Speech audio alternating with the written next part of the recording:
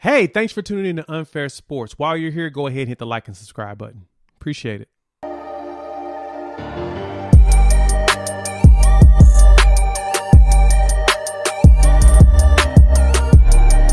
All right, Jay.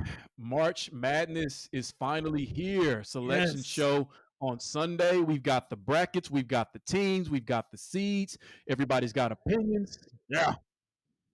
Jay Jay Billis has his 300-page write-up where he talks about every game. So we are finally here, Jay. So here's what I want from you, especially as someone who really follows college sports a little bit more than I do, at least college basketball. What I'm wanting to know is I want your pick to win it all, and I want a bit of a dark horse team that people need to pay attention to who at the end of this could be there and nobody really saw them coming.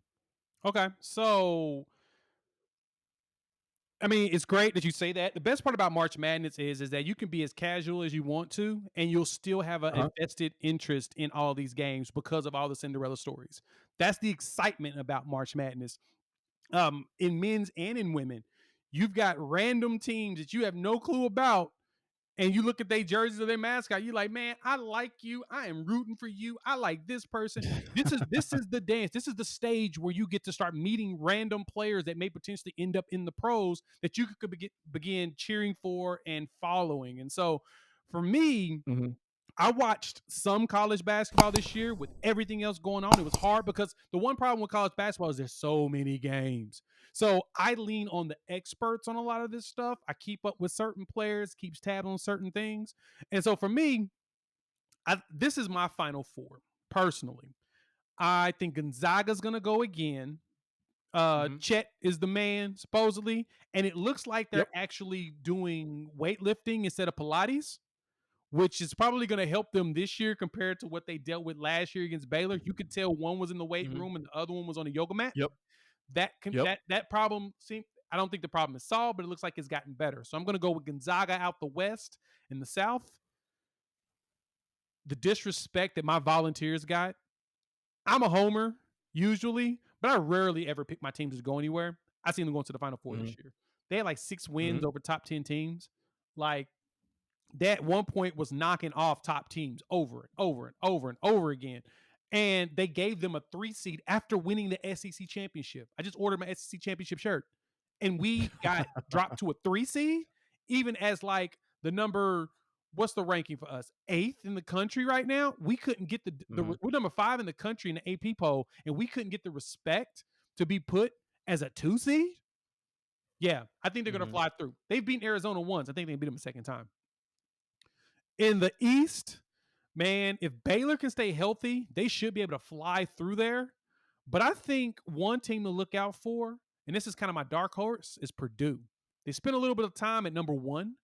Um, Not very long because everybody kept losing, but I think that they're a solid squad. I think that they've got something to one of the best scoring offenses in the country, and because of that,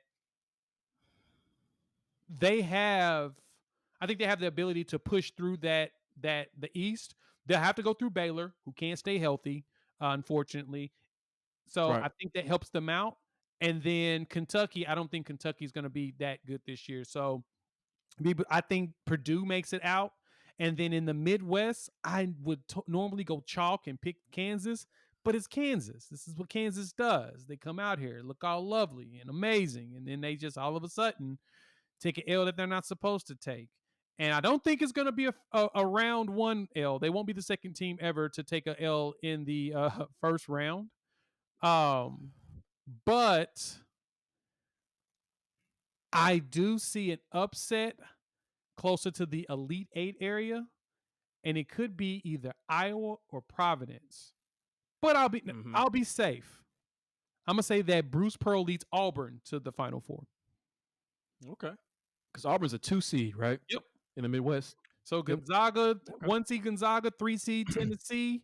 I'm going with 3 seed Mhm. Purdue and 2 seed Auburn. Mhm. Okay.